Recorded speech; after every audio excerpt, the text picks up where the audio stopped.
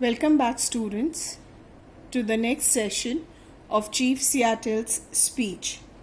In the last class, we completed with the grim fate or the serious fate of the or destiny of the Red Man's or the Red Indians track, and he spoke about that how with time his people are meeting their destruction. They are ending their culture and their tradition, and they are merging into a new civilized form. And he says it is similar to something like what a wounded dove who's been hunted by a hunter lies around. A few more moons, a few more winters, that is a few more time to go, that is a few more years to go, and not one of the descendants of the mighty hosts that once moved over this broad land or lived in these happy homes. So he says that not even one of the descendants, the generations of this mighty host, that is the people, those who were staying, or those who had the a very strong solid roots, they would be that once moved over this broad land or lived in this happy home, who had been protected by Great Spirit, will remain to mourn over the graves of people once more powerful and hopeful than yours. That is, there will be hardly anybody who would come back and mourn over their ancestors on their graves, or even remember them, though at one point of time they were much more powerful. But why should I mourn at untimely fate of my people? Now he questions that why should I think about and so much mourn over a premature death of my people, the tribe which existed. Tribe follows tribe, and nation follow nations, like the waves of the sea. It is the order of nature, and regret is useless. It speaks a very important aspect of life. It speaks about that change is inevitable. And he says that tribe will follow a tribe, and nation follows nation, just as the waves keep coming on the shore, and then it goes back and forms another tide in a form of a wave and come. It is the order of nature. That is how nature has been around, and there is no use regretting over it. Your time of decay may be distant, but it will surely come. For even the white man whose God walked and talked with him as friend to a friend cannot be exempt from the common destiny. We may be brothers after all, and we'll see. He says there will be time when even this white people who are staying, they will meet they will meet their death. Even the God will not be, who had been their friend, who had talked to them, who had been a support structure to them, even they will not be able to make a destiny go accordingly. And we may be brothers after all. We'll wait and see what future holds for us. We will ponder your propositions, and when we decide, we'll let you know. He says we'll think about your proposal, and when we decide what we need to do, we'll let you know. But should we accept it? I here and now make this condition that we'll not be denied the privilege without molestation of visiting at any time the tomb of our ancestors, friends, and children. So he says that should we accept the proposal, but here at present and in the situation right now, in the condition that is there, we will not deny, that is the privilege should be given, and we will not be disturbed by of visiting our people, our ancestors who are here, who are in grave, and we can come and mourn over them, and we can remember them and pay our regards to them.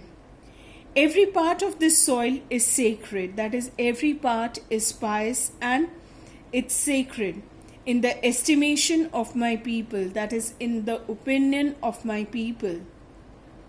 Every hillside, every valley, every plain and grove has been hollowed by some sad or happy events in days long vanished. He says each area, whether it's a hillside, whether it's a valley, it's a plain, or a grove, has experienced something sad or happy in the days which have gone by. Even the rocks, which seem to be dumb and dead as they swelter in sun, along the silent shore, thrill with memories. He says, even the rocks which seem to be dead and which do not respond even in this hot sun, and they stand along the silent shore, are thrilled and excited with memories of exuberating events or the happy events which connected the life of my people, and the very dust upon which you now stand responds more lovingly to their footsteps than yours. That is, they welcome us more than they welcome you all. The very dust on which we stand, they respond more to us because this is our land.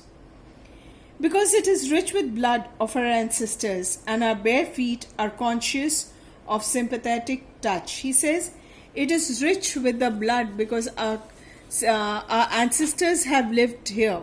They have spent their life here. They have given their blood and their labor and their sweat on this land, and they can feel the sympathetic touch of that grass.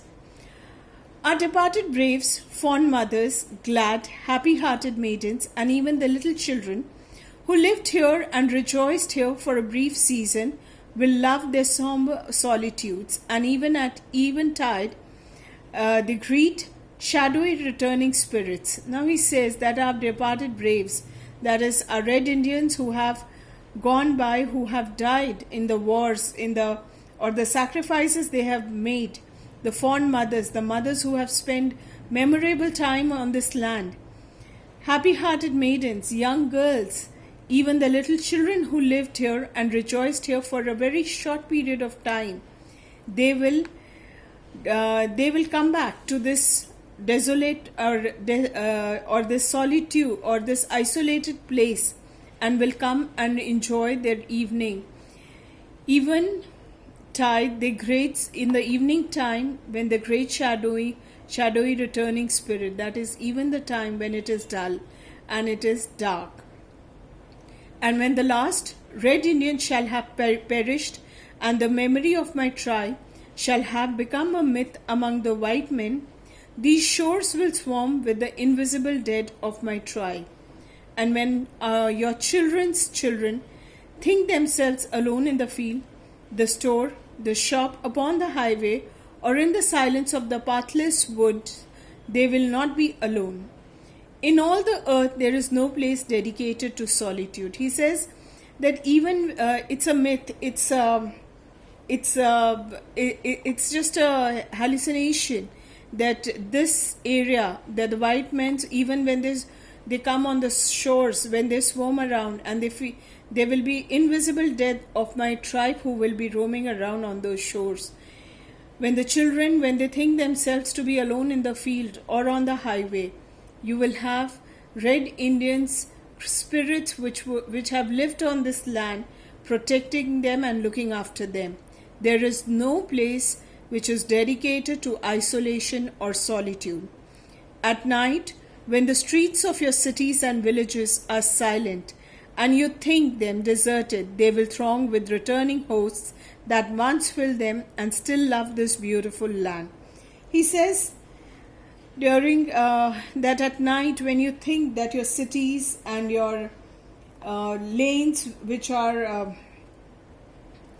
absolutely silent, which are quiet, and you think they are deserted, you will see a throng of returning hosts, that is, people, those who belong to those red Indian tribes, in form of spirits roaming this place because they still love this beautiful land. The white men will never be alone. That is, the white people, even when you take away this land from us, you will never be alone. You will always be followed, or you will always have your Red Indians people standing next to you. Let him be just and deal kindly with my people, for the dead are not powerless. Dead, did I say? There is no death, only the change of worlds. So he says that let them justify their work. Let them be good enough and sympathize with people who live on this land. Let them be kind enough. For if you think that dead are not powerless, that he says, if you think that dead are not powerless, and then he says, dead, did I say? There is no death. Virtually, there is no death. But people have shifted or are in a form of transition who are shifting from old to new. So he says it's going to be the only change of worlds and nothing else. As he concludes his speech, he speaks about two things very clearly: that he swarms the invisible dead, that these shores which will always have white people along, they will find the people, the soul of their people in that place. And then he adds on, white men to deal kindly with the people, as the dead are not powerless. And by the end, Seattle states that there is no death, but only change of world. With this, we come into Chief Seattle's speech. We'll continue with the next after a short break. Till then, please take care and stay home. Thank you.